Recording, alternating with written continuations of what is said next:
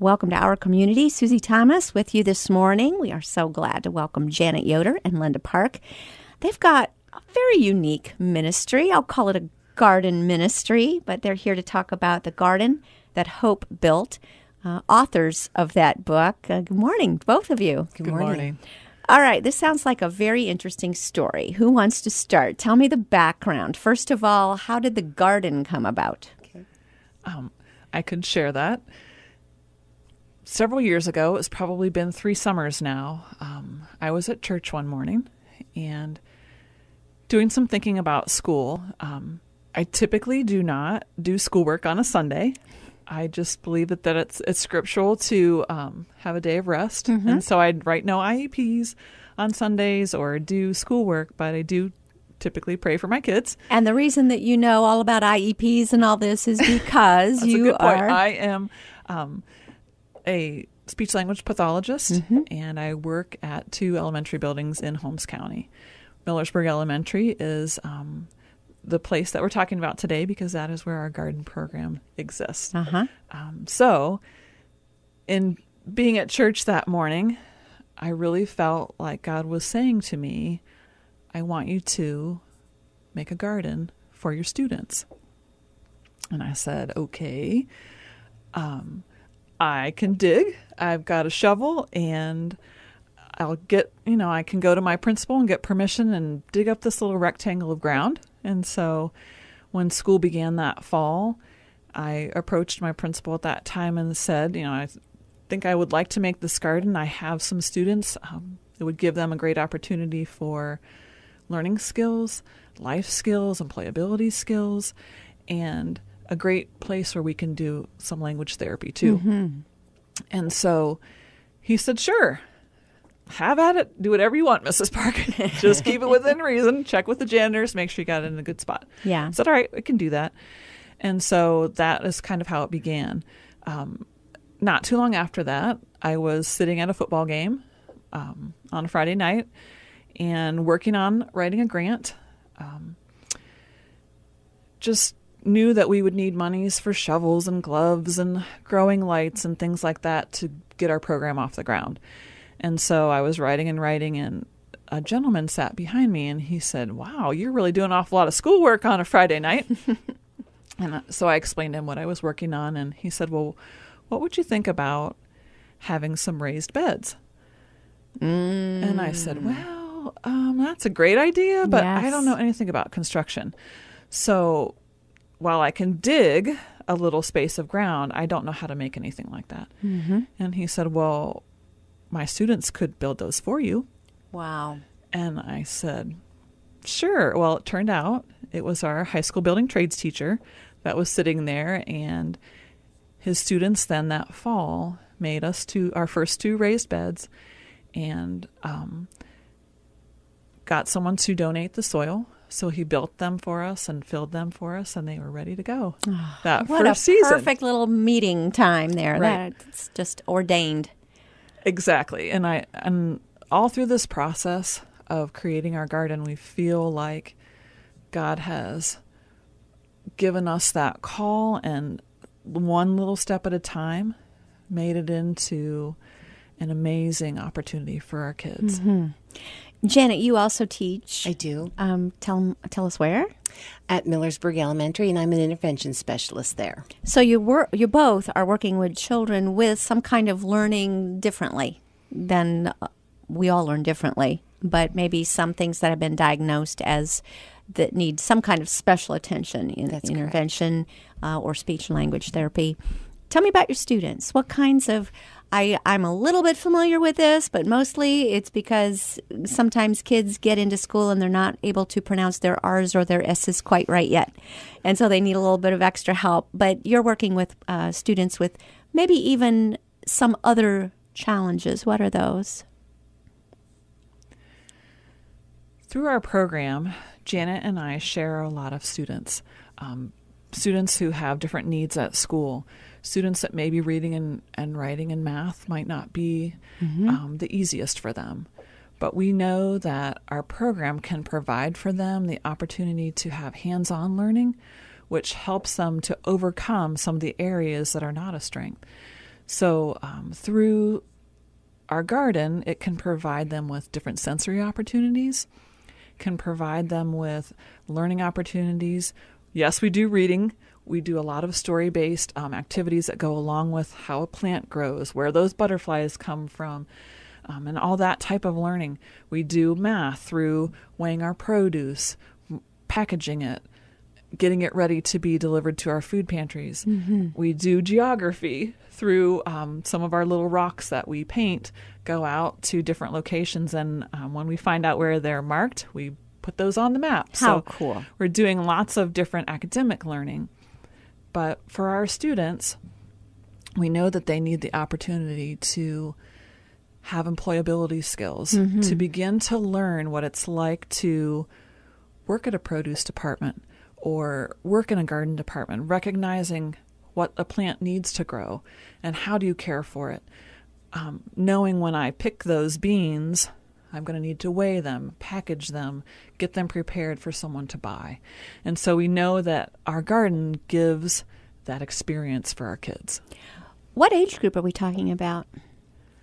Students who are in kindergarten through 5th grade are a part of our garden program. Okay. And I have students that are in 3rd through 5th. Uh-huh. So, and you're working together so often. Now, you're talking about children, even children with autism, children perhaps who really have some severe reading troubles, yes? And somehow gardening is able to help. Talk to me about how that helps. Through our program, we've done a little bit of research in learning about what horticultural therapy is like, to know the benefits of gardening.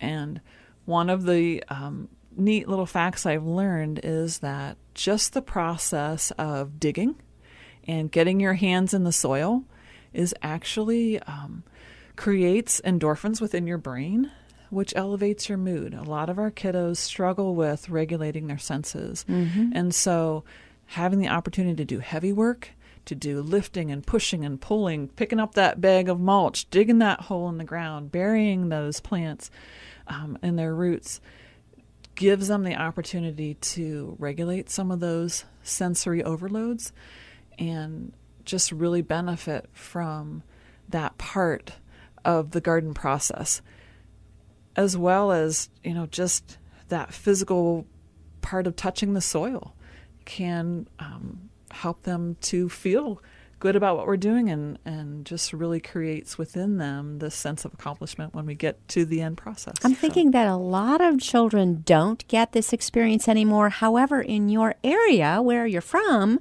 I'm thinking a lot of children do still get that experience. So what are you finding? Yes or no?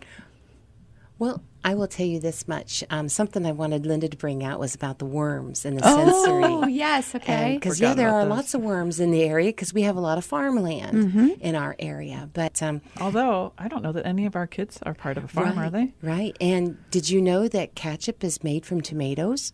I did. Yes, but some of our students did not. They did not. No, it doesn't just come from the shelf in a bottle, right? That's right. Yes. Yeah. So we find that not all of our kids, even though we are from a rural area where there's lots of farms, not all our kids understand where certain products, what vegetables they come from, and things on that order. And going back to the sensory thing, Linda has a cute story about bringing in vermicomposters. Whoa, what is this? As part of one of our grants that we wrote very early on, and I think our first year of our garden project, we received a giant black box with a yellow lid and another container of red worms, about 250, I think. And so we created this box full of worms, and we used some of our leftover vegetable and fruit scraps from lunch to feed the worms. Then they obviously eat it and create compost for us to use on our garden. So we use some of our leftover lunch scraps that way. But when we first got those worms, many of our students were absolutely repulsed by them because they were so gross. And, I was too.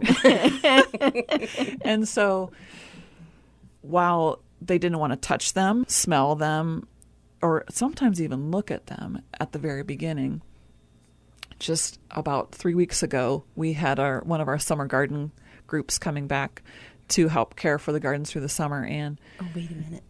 When she brought them out, she'd put them out on our table at school. Yes. And gave it like in front of each person. There was like a plate, and on each plate was a pile of dirt with these worms. Yes. And I've got pictures of some of the faces the kids made. Ooh. right. Yeah. It was so funny. Yes. So now, fast forward a couple years, and they've had all the experience with these worms, and the sensory issues have become less and less. And Linda? Right. Well, so we were at Garden Club, and one of the things we needed to do was to give the worms new bedding, because after so much period of time, it becomes toxic to the worms, so they need to have new bedding. Didn't know that. Well, it's obviously their waste. So Okay. anyway, we needed to get the worms out of there and into some new materials that they could begin to compost again. And so we took the worms out, put them on the ground in little piles on newspapers. So the idea would be that the worms don't like the light. They go down to the bottom of the pile, and then you take the top off and put it around on the plants. Sure. So I was trying to be a little bit conservative, giving the kids one glove that they could wear on their writing hand. So that would be the hand that would touch the compost. So I gave them each a glove, and the kids would then pick up the compost with that hand and dig with the other one without the glove to get the worms out. It was so funny.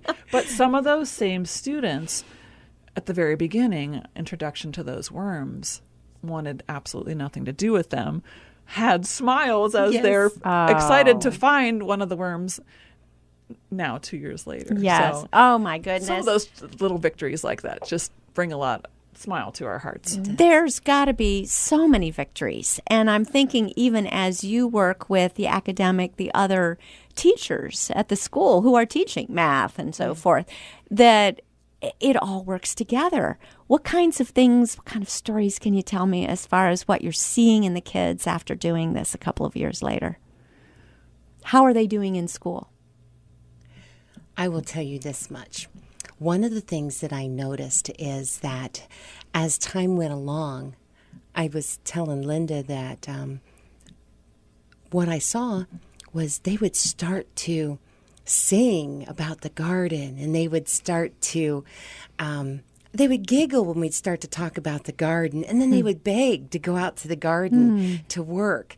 And the other day, or not the other day, but towards the end of the school year this past year, I did some interviews with them. And I said, well, my interviews were, what do you think about the Garden of Hope? And what do you like about it? And do you know what their answer was? I love to pull weeds.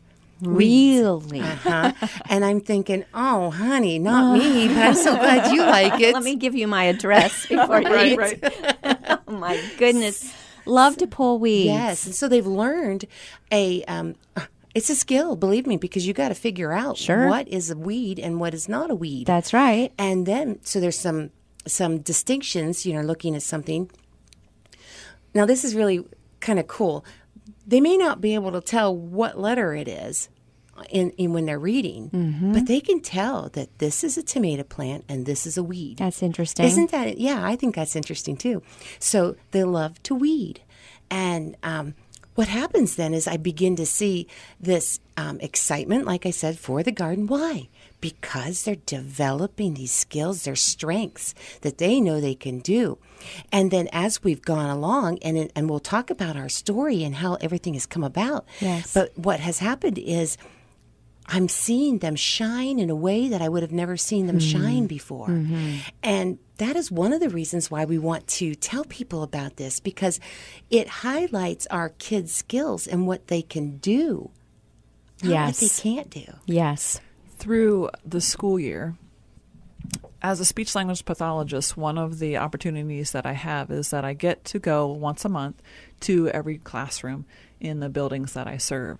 And so sometimes I'm in charge of a lesson. Sometimes I'm, observing my students, seeing how they're doing with the skills that we've practiced together, and using kind of a 3-in-1 service delivery model.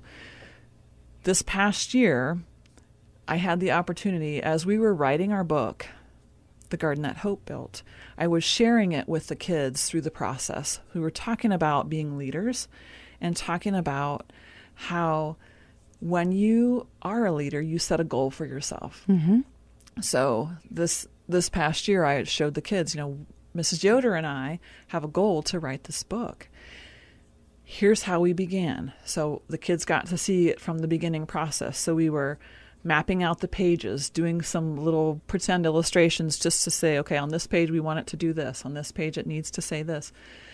And then as it continued on through those in-class sessions, I was able to show them from beginning to end how that process happened. So they kind of got a little bit of a Very cool. writing coaching through that. And so our book has actually been piloted with over 500 students because they got to watch us begin this from scratch. Very cool. Complete the illustrations, put the text in there, tell the story of the success of our students. So then when I went into those classrooms where our students were, they became little celebrities because it was all about them and all about their successes and all about this amazing project that they are in charge of. Very cool. And so it just was a wonderful opportunity for them to shine. Absolutely. Again. We need to take a short break, hear from some sponsors, and we'll be back after these words. You're listening to Our Community.